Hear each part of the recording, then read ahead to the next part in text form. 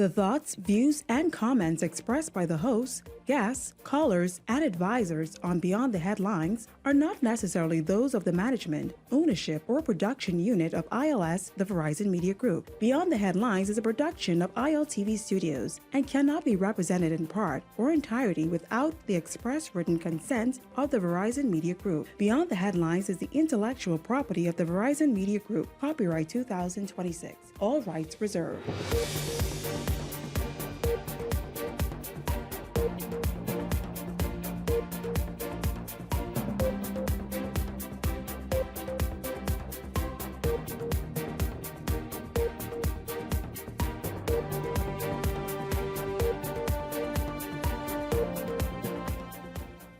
Coming up tonight, families question why the Shirley Street accident memorial site was cleared and who would have authorized it. Also tonight, Flamingo Air employees furloughed. Is this an indication of where the airline is headed? And the new chairman of the Gladstone Road Farmers Market speaks out about the road ahead for food security. And then later, Health City Cayman Islands is here to discuss giving hearts a second chance. This is Beyond the Headlines. Good evening. I'm Shanique Miller. It's great to have you along this evening. We begin with this. A 66-year-old Bahamian woman living in Tampa, Florida, Rochelle Deborah Johnson, pleaded guilty to passport fraud, voting by alien, and making a false claim of U.S. citizenship. The woman admitted to illegally voting in the 2020 U.S. presidential election and is scheduled to be sentenced on August 18th. In the U.S. District Court for the Middle District of Florida. Now, this is where I started, and I went after this story, and I'll do it again, because you all know what the deal we made about election fraud, passport, and all this stuff, and here in the great United States. And so, I am going to bring in the Hot Topics panel. Good evening to you. Welcome to Beyond the Headlines, Cassia Stewart and Ellington Ferguson. Don't go ahead of me. Don't go ahead. Don't go ahead. As I have on several occasions on this show focused on the issue of fraud, passport fraud, and the allegations that have been floating about in the Bahamas, you all are quite aware of them. This case has drawn attention because it comes and addresses election fraud. This is the United States now. Passport fraud and false claims of U.S. citizenship. As I've said and had officials locally speak to these issues, you find people any and everywhere, gentlemen, trying to get over the system. Now, I want to ask you both about this and what's happened. And it's unfortunate for that lady and that she is caught up in this. Again, she is to be sentenced on August 18th. But your thoughts about just how you find people everywhere trying to get over or beat the system or infiltrate the system. Shanique, this is one of the things that I find with people, and I don't say Bahamian for a purpose. People will complain and argue about things until it comes to them or something is in their favor or out of their favor. And I see it every day. Some of the same people that you will hear complaining and talking about things, you will be surprised to know the little infractions that they do right out here on the streets because it's in their favor now. And so here is somebody who probably would say, oh, I tired of the Bahamas ain't doing this, I going to live in the U.S. for whatever reasons. And here you are doing some of the things that you would probably have been completing, the Bahamas going to the dogs and all these things that I hear people say, and you go over somewhere, do something, basics, one of the same things that you've been complaining about. And so yes, we have these things, people are people wherever they go, whether here, US, Africa, Jamaica, Cuba, people are people, and that's why you have laws in place to govern these actions of people. Well, Shanique, I don't think the United States can be used as a poster child for Not never at all. for any anti-corruption or whatever. I mean, we have problems here in the Bahamas. I think the United States problem is even worse because, of course, it is the president that keeps trumpeting the fact that the elections were rigged and there was corruption, and we keep seeing all of these evidence that there is some corruption going on at all levels of the electoral process. Now, we can't use them as a poster child. We have problems in our system. You know, success should be measured by what you do compared to others, but success should be measured by what you do compared to yourself. In other words, if you know that you could have gotten an A, but you got a C, you failed. And so because you knew you could have done better. And so we have to measure success by what we know we could have done. And in the Bahamas, we could strive for excellence. We could root out corruption. We could produce a society where there is little or no semblance of corruption. But doesn't it show, first of all, I don't know if that's possible, Cassius. It is possible, So what Ellington said, it is possible. unless you're going to adopt what some nations do, in that if you go and you drop this bottle of water somewhere and the punishment is stringent because and really strict, I don't know, because people everywhere are always trying every day to reinvent or invent Y'all are getting something. it wrong. No, You're getting it wrong. You're getting it wrong. It's the truth. Okay, Cassius, go ahead. You're getting it wrong, Shanique. Give us the answer of how it can be done. In behavioral scientists, right? And of course, your mother was a behavioral scientist. Because when you did wrong, she made sure you understood that the marginal cost is greater than the marginal benefit. You bet right. In other words, to make a decision, all decisions are made when the benefits are bigger than the cost. If somebody knows the punishment is harsh, then they can make the decision. And so what happens is that you create systems in place so that people don't make wrong decisions. Now, human beings will always try to test the system. But if they know that there is a penalty and punishment, they won't do certain things. We are a slack society, slack. And so what you're saying is that, well, these type of things always happen and ain't nothing you could do. We could root out corruption in the Bahamas by punishing, by weeding it out and punishing at all levels. At all levels. Let me say but you can't have at the top, because you remember now, the fish rots from the head first. Okay. Where there's symbols of corruption. And then tell the young man on the street he got to obey the law. It has to be a vertical approach to rooting out corruption. Everybody who is found guilty should be punished. Ellington, this utopia that Cassius describes, your thoughts? And that's possible. Shanique, we live in a world where there is good and evil. And I said earlier, people are people wherever they go, whether Bahamian, American, African, whoever. Don't mention African. I'm in many groups, and I would sometimes see people post these things with these countries with these stringent and hard laws, where they got, if you do this, you can get shot or put before the firing squad, or you go to the jail for 199 years. And a case in point, while we must have the rule of law, but the mere fact that you are able to post from these countries and show an example with as stringent as their laws are, you show that somebody still infringed on the law and is being punished. So true, wow. You see what I'm saying? Because again, human, the very nature, man, you were in the Garden of Eden and figured you could get over. So what I'm saying, it's the very nature of just being human. You think you can get over and trick The rule someone. of law must always be enforced. Wherever there is found corruption to be, we must deal with it. But to say there'll be no but it's corruption, not an absolute. It's not an absolute. So it sounds like heaven. You may not be able to get 100% right? Now let's talk. But when you're dealing with Six Sigma in terms of methodology, in terms of management, right? It's out of every 1 million unit of production that we have less than 1% defect. How do we produce that in human beings, in the public service, in the sectors? How do we produce little or no defect so that we can have a production unit of human beings that are producing, that are as effective, not defective? Right now we have a lot of defective people coming out of high schools, defective people function in the society. All of us. Because what happens is we're not operating on a system where we are producing responsible and law-abiding citizens, because we allow it to happen, because we say, well, we can never really get it right, and so y'all do what y'all gotta do. No, we must have laws in place. We must enforce the laws. The laws must be but enforced. There are people that will always test. We had that accident the other day. You will always.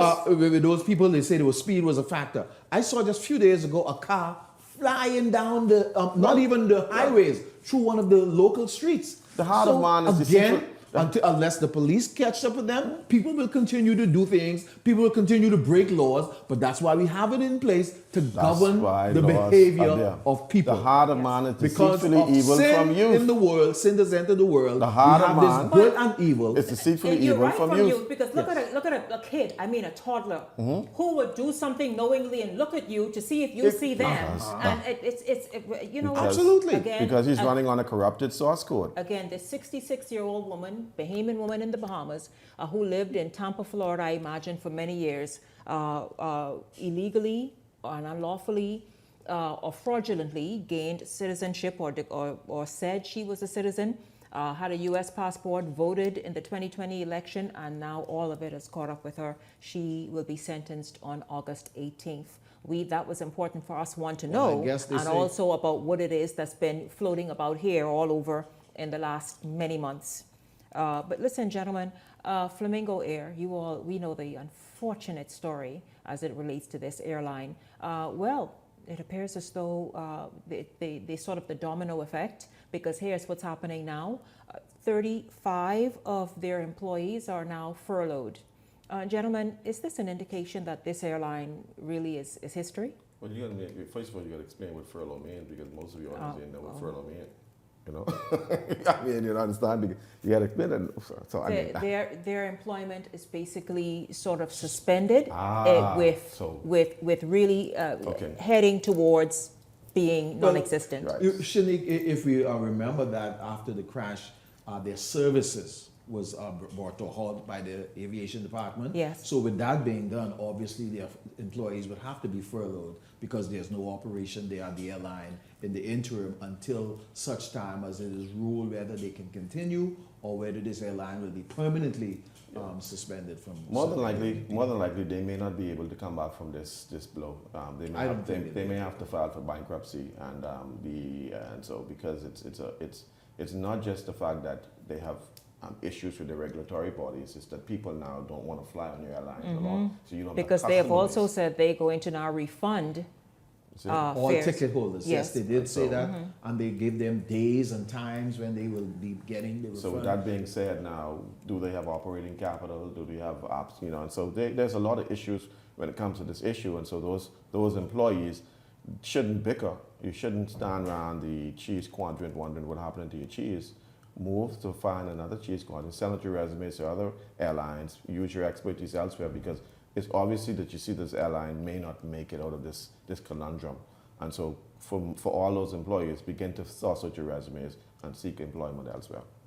Yeah, absolutely. Well, gentlemen, this matter, the Shirley Street, Ellington, you referred to it a little while ago, that unfortunate accident that happened on Shirley Street, and as a result, a memorial was set up there on private property. Well, it's been, I imagine, cleared, maybe all of it, not sure what's left, but it's been cleared. And the families are speaking out saying, who did that?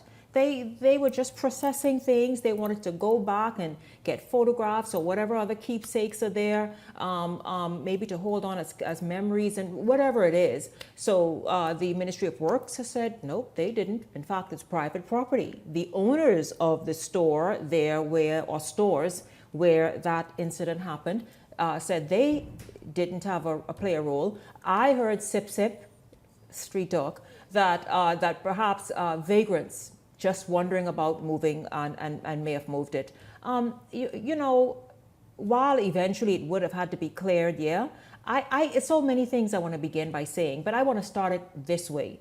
Why is it that we cannot respect something that has nothing to do with us in the Bahamas? Just move on and keep walking. Same thing with back to laws.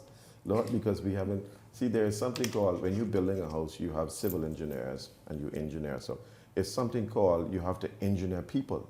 We have to strategically know how we're going to produce a citizen that will see something and leave it alone. In Singapore, in Norway, in Afghanistan. Isn't that something, Cassius? There are certain parts of Europe and even in the UK, I've seen it. I've seen videos. They have the fruits and whatever, even baked goods on the side of the road. There's a little bag for you to put your money, and people trust that that's what people are going to do, and it's done. I've been there, and I've never seen anything like that in my life. Never. No, it's stunning. And so you could walk on the train and walk off the train. So I asked the lady who was with me from the UN. I said, "Why don't they come and collect your ticket?" She said something to me. She did blow my mind. She said, "Because in our society we expect you to be responsible." You know, Bahamians there, because they will try. They will test that. That is possible. Bahamians will test that. Even in Rebecca, Bahamians will attempt to say, they'll do the 2-point look. They around here? They in here? Sure, let me come out here. Let me go out there. So even me in a little confession, I hop on once or twice. Let me hear you. Cassius, you see. I told you Bahamians will test it. See, no, look at this. Here's the one talking about, people the way he got my mouth good yet. And I made my confession. He did walk out. And you were successful. But the point I'm trying to make is that it's the engineering of the human being so that you The understand re-engineering as the re-indoctrination. Right. And so we engineer to be responsible. And how do you engineer a whole society to be? And is it possible? Yes, because they are doing it. They may be white and we black, but we are programmable too. It's not that we are not programmable. Agreed. And so we can be create programmed a to better understand society. what is right from wrong. But right now it's that it's just we don't enforce the rules. I was watching a program the other day on the Japanese society, how the Japanese are just orderly. And their prisons, how that every morning the prisoners got to make sure that they clean the entire cell inside and outside. All the clothes must be folded, the shoes must be in one order, the toothpaste must be in order. But then I saw the Bahamas prison. I mean a dump, clothes thrown all over the place, fellas hanging out here, a dump. What's the difference? Mindset. You understand? Yeah. And so you get the CPO or whatever the people live. You let them people just live in a nasty environment and don't enforce it. What they doing sitting up there all day? Let them clean up the damn cell. Make sure that the clothes are staying and nothing to do all day. Nothing. Fold up your clothes. Clean the inside and outside. Get some paint. Make sure the place is spick and span. You only got nothing to do but clean up all day. But we let them to just live in squalor and a nasty environment. And say that there needs to be a new facility that is just more conducive. No, we need to let them take care of the facilities. More conducive to peace and tranquility. See, the Japanese don't play when it comes to every morning the children in the schools, the first thing they do is clean up the school. The last thing they do is clean up the schools. You're right. They don't have no Those janitors. are the principles the they are children taught. do it. Yes. Very Life early on. lessons. Very early So on. what's the difference between the Japanese and the Bahamian? Nothing. They eye maybe a little slap, maybe a little light skin, but they you want me to take the rest of the show to tell you what the difference is? Please. And not only that, Cassius, you're talking about another country. There are pockets within our community right here in the Bahamas That in live certain differently schools and operate that live differently and operate differently. And you'll find that most of the students that come from these institutions and these areas, they operate differently among us. You know what it is? Ghetto mentality. Ghetto mentality. So, yes, we can do better. Get rid better. of that ghetto mentality. We can do Because better. I get no the ghetto shit. We need to get rid of that ghetto mentality out of everybody. We got to weed it out. We got to pull it out. We got to yank it out. We got to yuck it out. We got to stop living like a ghetto. These children. And to bring it back in line with what the whole ghetto question that you asked initially is that, number one, there's two sides to this coin here. Number one, that is a private property. And we know when accident happen on our highways, different places, people set up little memorial. So we notice now that the tree is removed, been knocked down, that probably the owners of the property have put up some posts just right behind where the tree was. I'm not sure, like you said, the owner said it wasn't them. It could have been the persons who they contracted to put the posts up that could have moved it, I believe. So again, it was private property. There should have been some consent, and whoever was doing the work, if they move it, they should have said, well, let us hold it or put out a notice to the people, come and collect your goods. Perhaps. You make a So good point. stop being ghetto and leave the people things alone. Again, it could have been the workers who removed it. Could have been workers. I thank you. Whatever. Listen, Cassius Stewart, Ellington Ferguson, gentlemen, thank you both very much. Don't go anywhere. Our show is just getting started right now. When we come back, what is new at the Gladstone Road Farmers Market? Answer that question after the break.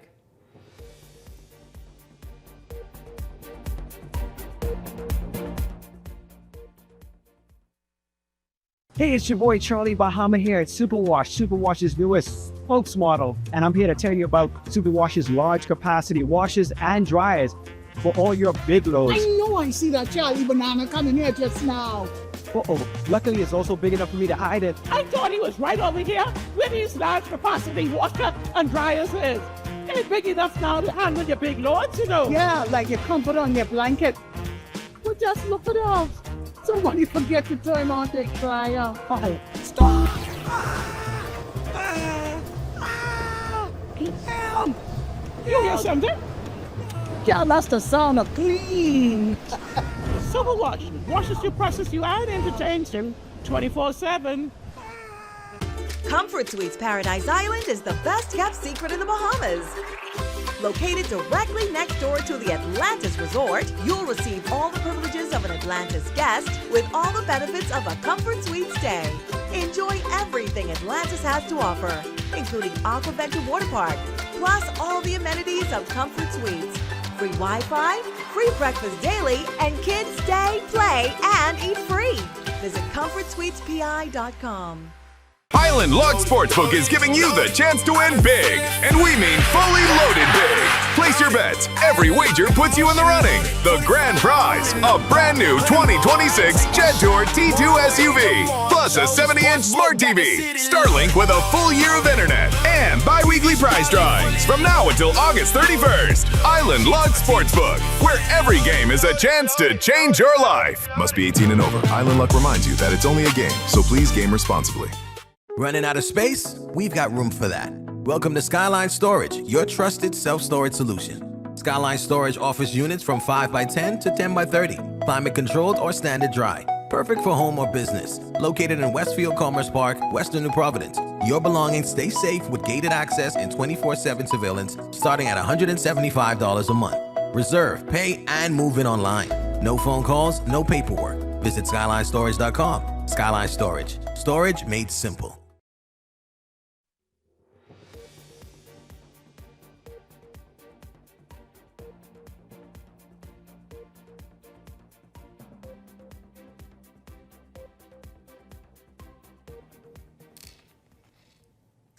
It is the biggest farmers market in the country, Gladstone Road Farmers Market. Many of you frequent there every weekend, and even when there's special occasions, you know what the farmers market offers, and the fact that the farmers market really encourages Bahamians to shop locally, eat locally, and just sort of adopt a healthier lifestyle by visiting the farmers market regularly. Well, about a week or so ago, the farmers market held its elections and elected a new chairman for the Gladstone Road Farmers Market. Dr. Shay King was elected chairman, and she joins me this evening. Good evening to you. Welcome to Beyond the Headlines. It's good to have you here. I'm smiling because I have become a sort of a frequent visitor of the farmers market, so I understand. And then with all the talk about food security in the Bahamas, in the region, infections and viruses, eating healthy and growing your food and being able to access that food is more important than ever now. So congratulations, welcome to the show. Thank you, it's good to be here. And let me tell you, being a part of the farmers market over the last 10 years myself, I truly understand from a perspective on being on one side of the venue and now being chair of the farmers market. And so as the newly elected chairperson, one of the things I want to do right away is to build on the foundation that we already have at the farmers market. But the vision for the new farmers market is priority, and that's in the front of me now, Shanique. Okay, well, let's talk about that vision a little bit, because you are taking over at a time when more than ever it's important, one, to cut down on that food import bill, to, especially with produce, one, to access it, but that it's good, it's healthy, it's grown properly. Yeah. Someone asked me this question, and I'll ask you this. Where do the vendors at the farmers market primarily get their produce and fruits, vegetables, and all the like from? Is it here in Nassau, or both Family Islands and Nassau? It's actually both, but mostly Family Islands. And that's one of the things I want to change, Shanique. I want to make sure that we can increase the number of vendors and young farmers as well, entrepreneurs throughout the islands of the Bahamas, because there are some islands presently we are not having local produce come into Nassau. And so the goal is to grow the farmers market and to expand and to be able to open it up to all of the Family Islands to bring their produce in and for it to be available in New Providence at the Gladstone Road Farmers Market. And so the top priority right now is growing the farmers market. And in addition to growing the farmers market, we also want to cultivate an environment that we work closely with the Ministry of Agriculture and Marine Resources, because we want to expand the farmers market. You know, I found the other day, Shanique, just talking to someone while I was traveling into Eleuthera, that someone actually said, where is the Gladstone Road Farmers Market? And so while we have been around for almost 16 years now, there are people here in New Providence that do not know where the farmers market is and what is available and what we're doing. So cultivating a different mindset, a different shift towards making sure that everyone here in New Providence and all of our family of islands are aware that the Gladstone Road Farmers Market does exist. When people, and I've seen them, especially, it's different people that come in at different times, but people love to go in very early, get in, get out, get what they need, get out for the weekend, which is amazing. What role should the farmers understand that they play? We have heard food security thrown around forever. What role do they actually truly play, though, in food security, the health and access of that good, healthy food? Yeah, Shanique, listen, that's a really important question, because when I think about the farmers at the market, when we look around at how people come, they touch the local fruits, they look at it, and they're excited to buy local, because all over the world globally, we talk and we advocate about buying local. And so at the Gladstone Road Farmers Market, we play a pivotal role in the overall scheme and the health of our nation. And so this is one of the reasons why it's important to me as the newly elected chair to expand the reach, because there are a lot of local farmers out there throughout all of the islands that do not have the availability at presently to come into the market to help us to grow. So while we continue to cultivate an atmosphere with the Ministry of Agriculture and Marine Resources, that is number one priority for us moving forward, to grow the farmers market and to make sure that we invite all of the family islands to be a part of this growth and this global move for the Gladstone Road Farmers Market. And how do you plan to attract farmers and those who make product, whether it's something to consume or otherwise, through local means? How do you plan to attract more of them to Gladstone Road Farmers Market each week? Yeah, branding. That's one of the things we are going to do. We are branding the farmers market, not just in growth and cultivating, but also in celebrating. Presently, right now at the Gladstone Road Farmers Market, we have our once-a-year expo that we have people from all over the world actually come down to the farmers market, and they take opportunity to see what we have to offer. And so listening to the vendors and the farmers locally on ground, we recognize that we needed to make this event that happens once a year. We needed to make it. And now that is hugely successful. Yes. You've got to repeat that a little more during the year, you're saying. Yes, and so again, that is part of the agenda of the committee, to make sure that we use this opportunity to tie into our local holidays, like we have coming up in October, where we are going to launch our very first annual festival at the farmers market, and in addition to the expo that we have now. So that is big on our agenda, because we recognize that people don't even know that the farmers market is there. And so that saddens me, because we know the quality of local farmers that we have there, the variety of jams and jellies and sugar cane, coconut, crabs, from the land as well as the sea, that is available at the farmers market. And when families come in, we see the experience, we see the excitement that, and we see the shock sometimes too, when they see the variety of what's available for through the local farmers at the farmers market. So we're excited to extend that, myself and my team, and to really just rebrand the entire look of the Gladstone Road Farmers Market. Now, let's talk about the support that farmers need. They often complain about, the cost of being a farmer, of growing this much needed produce, and is quite astronomical. What kind of support do they need? So listen, in my last meeting, and actually in my first meeting as chair, this is one of the things I advocate with the ministry. And I'm here to say that the ministry has said that they are going to work with us, because they recognize we cannot do it alone. We cannot do it alone. And so we are depending on the Ministry of Agriculture as well as Marine Resource to help us to facilitate this, because again, we recognize that we can actually reach, and in addition to the ministry helping us, along with the rebranding, along with social media, that's the new way, we are going to use all of the tools that we have to get the farmers market where we need it to be over the next few years. And we're starting before the end of this year is over in 2026 to start that initiative with our very first festival at the farmers market, and that's in October. So I'm really excited about that, Shanique. There's still talk about the cost of living. Yes. And so do farmers markets help assist persons let their dollar stretch a little longer? I think so, Shanique. Of course, what happens is when you look at the quality and the quantity of food, the farmers market is definitely the place to be.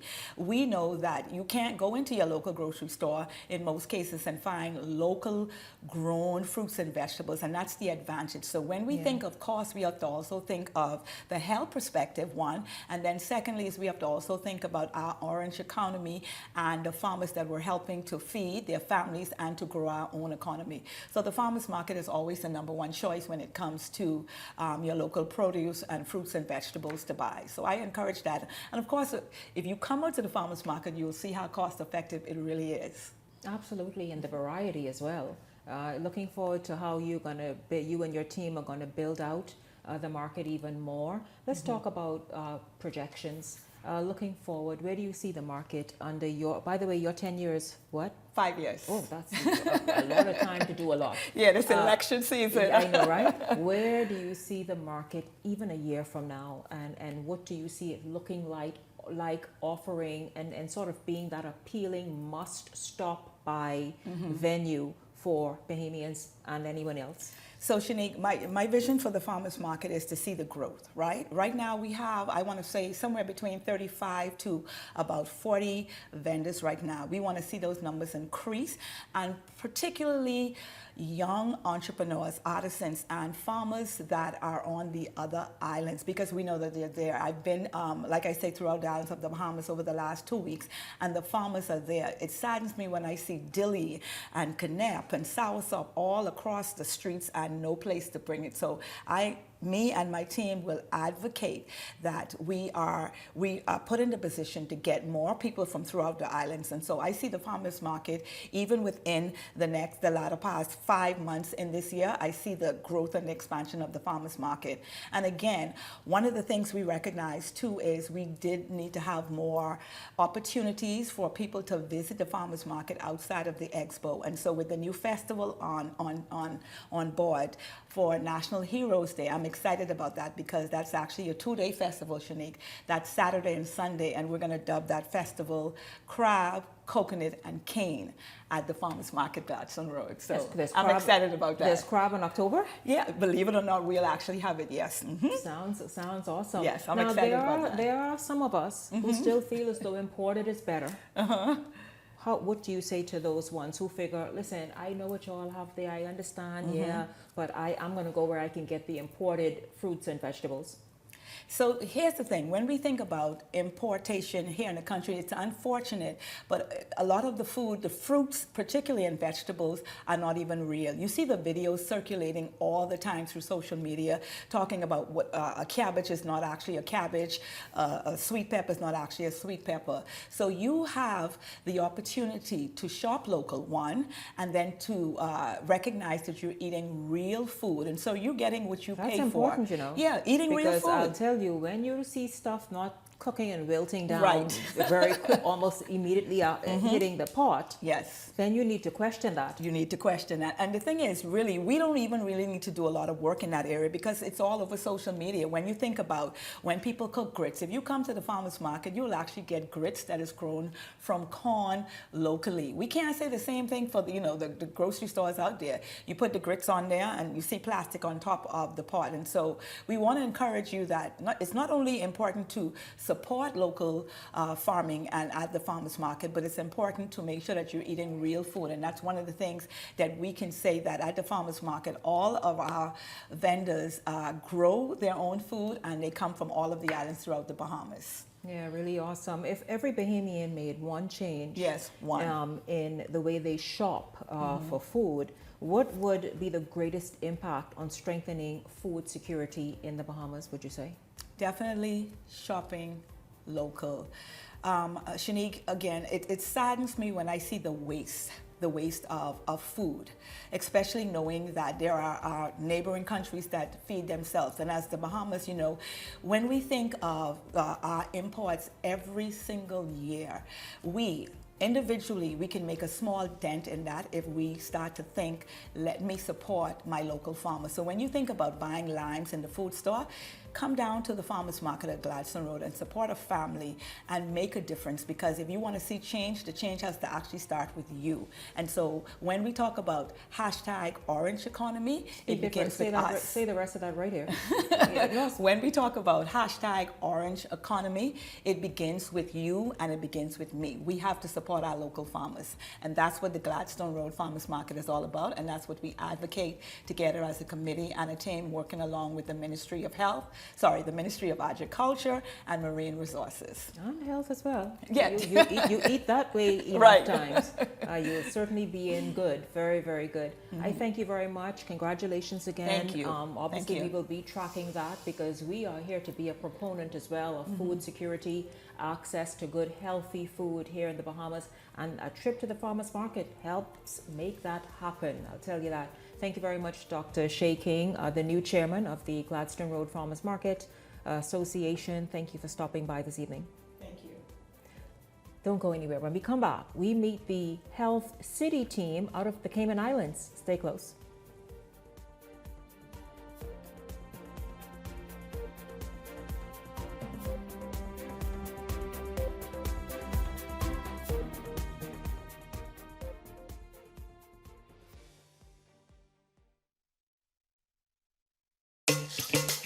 Wealth should not only belong to a select few. At Investar, we believe the door should be open to everyone. We provide options for planning a better future.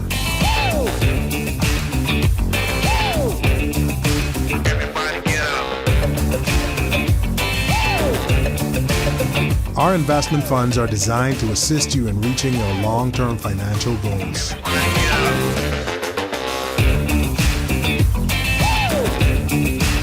Let us show you how.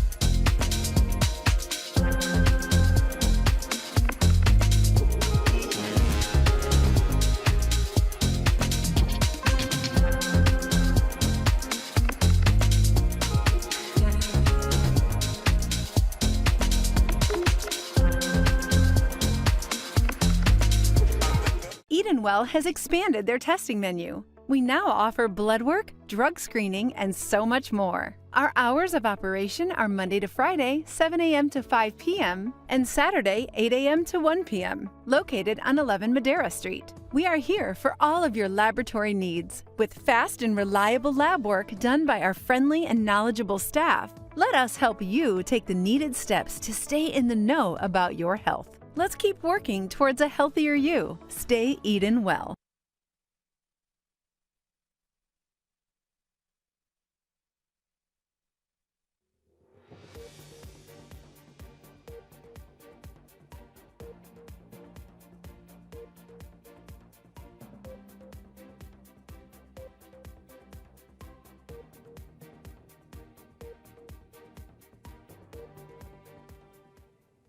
Welcome back to Beyond the Headlines. It's great to have you all tuned in. You want to pull up a chair and come a little closer for this segment. Heart disease remains one of the leading causes of mortality globally and throughout the region. In the Bahamas, it's no different. The Health City Cayman Islands group is bringing relief to the region with innovative treatments. Joining me this evening are Dr. Benoit, a cardiac surgeon, at Health City, and Rebecca Brooks, Head of Sales and Marketing at Health City in the Cayman Islands. Good evening to both of you. It's great to have you here. We also have joining us in this segment as well a Bahamian who can speak firsthand of his experience and health care at Health City, Cayman Islands, Kenyatta Lewis. Good evening to all of you, and welcome to Beyond the Headlines. Good evening, Ms. I want to talk about Dr. Benoit, that you are giving hearts across the region a second chance. Let's just jump in right there, because I know it's more than a tagline for Health City. It's something that you do. Yeah, so I'm here in the Caribbean for the last 12 years, and I'm seeing actually how this, especially this healthcare in the Caribbean, particularly my specialty is cardiac surgery, how the affordability and how the accessibility for patients, especially with the problems with the heart, whether it is neonate, whether it is adolescent, whether it is adults. So there is a gap in the Caribbean when it goes to the advanced heart surgery. So that's the gap we would like to fill up, and with that in mind, we at Health City, we not only cardiac surgery, we bring the new technology, the new innovation, and we have all the expertise there.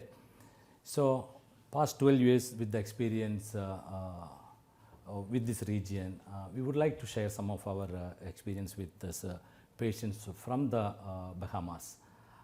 We have a couple of patients here to tell their experience with us, but what I would like to mention here is like any other field, the world is changing every day, bringing this innovation, bringing this new technology. It's changing very fast, and healthcare is not lagging behind. So we want at Health City to bring all this new innovation, all this new technology, not only for the Cayman Islands, and to the entire region. Yeah, and it's really amazing what Health City is doing, not able to do or is thinking of doing, you're doing. Talk about this innovative care that is so important, that is available to Bahamians.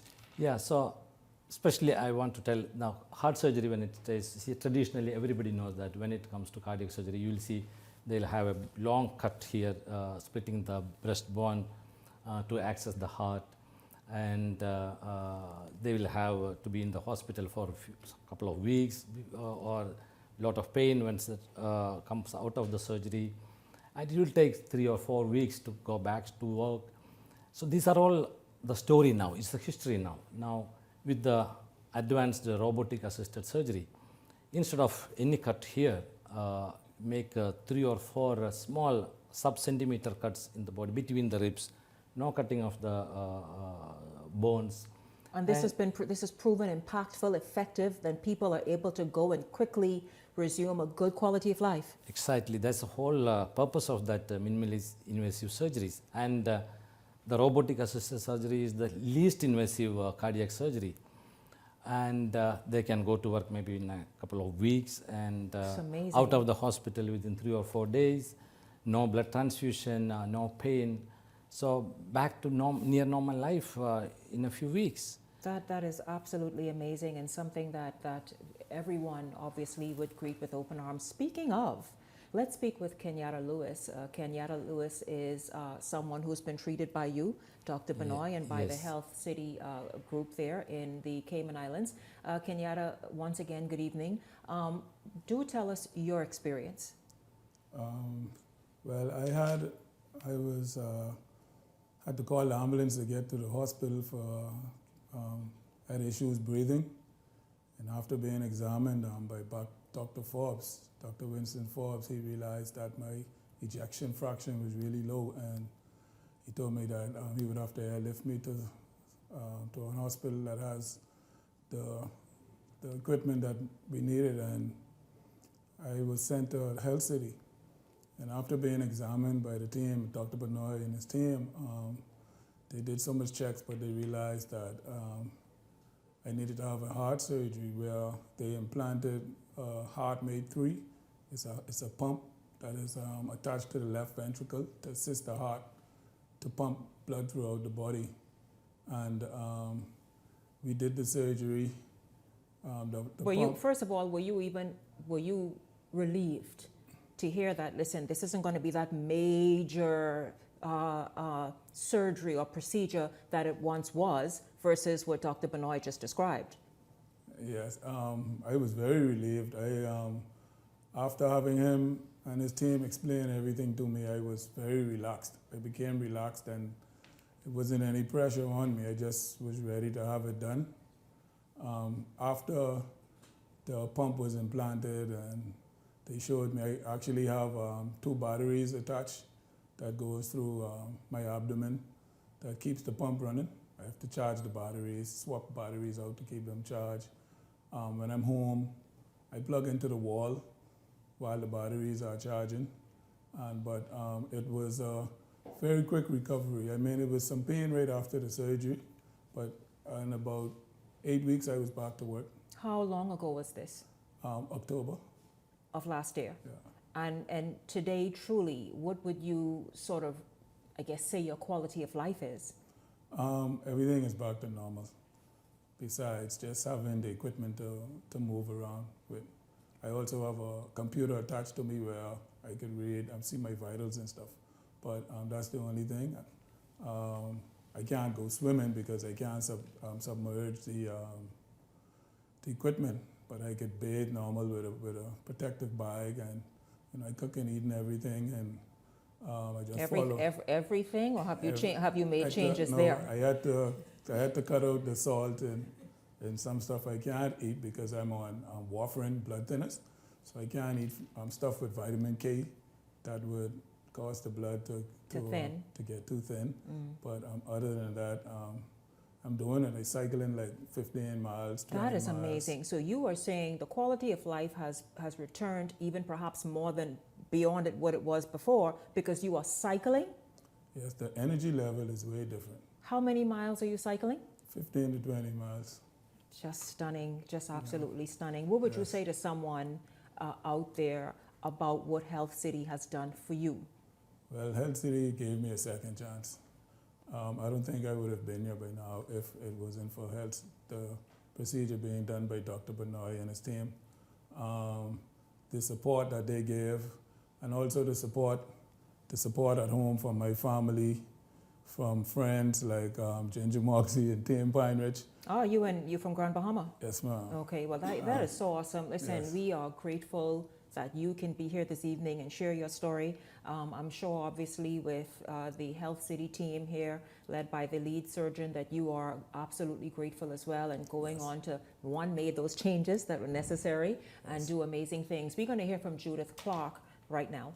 Judith Clark is joining this discussion now. Of course, if you are just tuning in, we are speaking with Health City out of the Cayman Islands, who has introduced life-saving, new innovative technology as it relates to heart health to the region, and they're here in the Bahamas. In fact, Rebecca Brooks is here. She is the sales and marketing executive at Health City. We'll hear from her in a moment. But Dr. Benoit, we heard in just a few minutes ago from Kenyatta Lewis, who is thriving, you heard him say. Describe what he had done and what was happening. Yeah, Kenyatta was diagnosed with a condition called chronic heart failure. That means the heart was not able to pump the blood the way it's supposed to. So his pumping of the heart was dropped down to like 15%.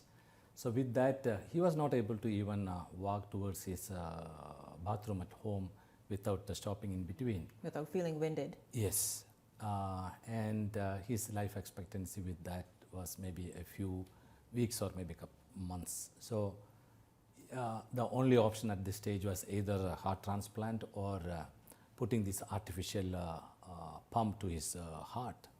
And all of these intricate sort of procedures are things that are done at Health City, and obviously it seems as though in the most minimally invasive way possible. Yeah, it is not that minimally invasive like usual heart surgeries, because with putting this advanced machine is not the completely minimally invasive. But what I would like to mention here is such an advanced heart surgery. it is not offered by any other hospitals in the Caribbean.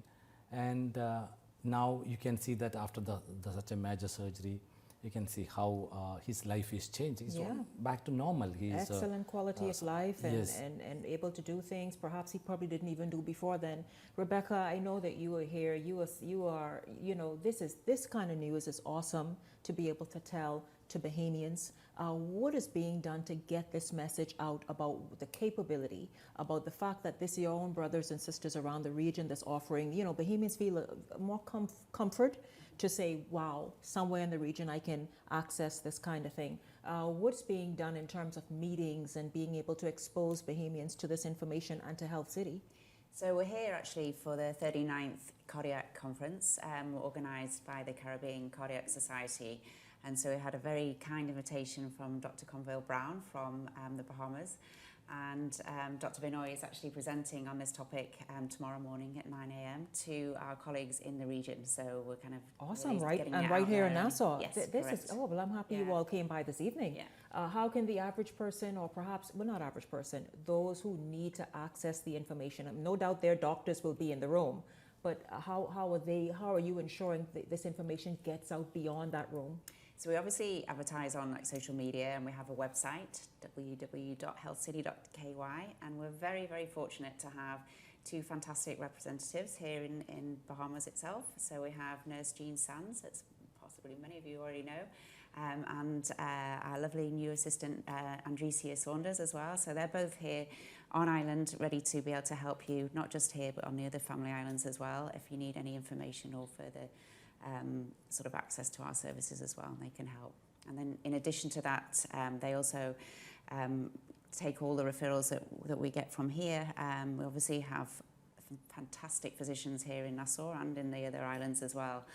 So Health City is really here primarily to support the doctors here in the Bahamas as well, and to offer things that aren't available here, so to make sure that the people in the region have access to fantastic healthcare, both here in Nassau and the Freeport and the other islands and beyond. So, right, yeah.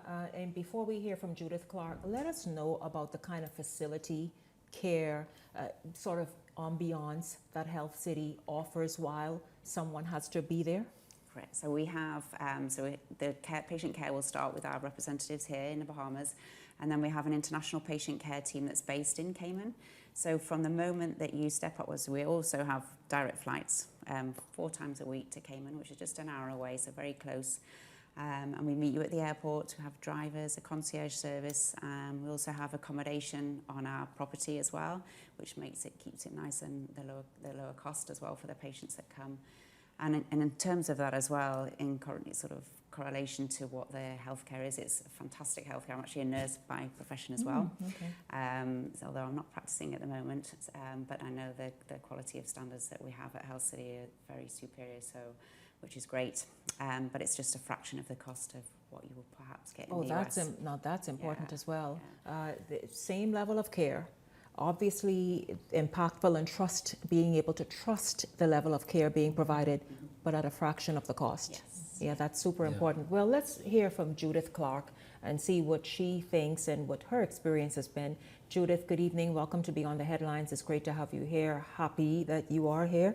Tell us about your experience. Good evening. Yes, I was privileged to be able to attend, have my surgery done in the Cayman Islands, Health City. And I want to say it was a wonderful experience from the beginning to the end, from the initial visit up until I had to come back and have my surgery done. It has been wonderful. It has been seamless. Everything has been organized in a timely manner. I was able to get out in time. Also, although I experienced some little slight complications, which not of the institution's fault, but really my fault because I was being a bit lazy. But anyhow, the Lord has blessed me and has kept me, and it has been a wonderful experience. I am very grateful and thankful to Dr. Benoit and his team for their care and their assistance in providing me with the best skilled possible care at the hospital. How long has it been since your procedure? I'm a newbie. I'm not like Brother Kenyatta. I just finished I had my surgery in April.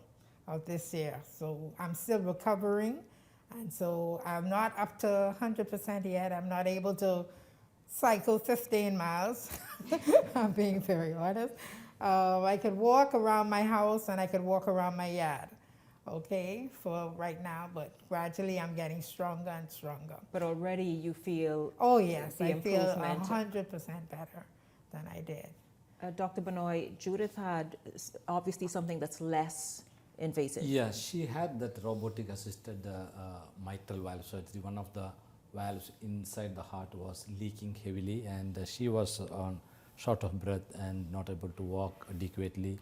So this is again, traditionally it used to be done with a big cut in front of the chest, and again lot of time for recovery, and the blood transfusion, the pain, long time in the hospital, all those things. But with this robotic assisted surgery, it is as I mentioned, 4 sub-centimeter, I mean maybe 8 millimeter cut between the ribs, and so no cutting of the bones, and again no blood transfusion, very minimal pain, I can say that, compared to the traditional way of doing heart surgery. And you can hear from her that she's much better than what she was before the surgery. So this is what this again, these kinds of new innovation, these kinds of new technology, we want that to bring to the Caribbean, to give such a advanced form of treatment to the Caribbean, because the next availability of these kinds of technology or the expertise is in the United States, and you know that cost is sometimes prohibitively high. So at Health City, these procedures will be offered, I can tell you, at least or less than half of the cost in the United States.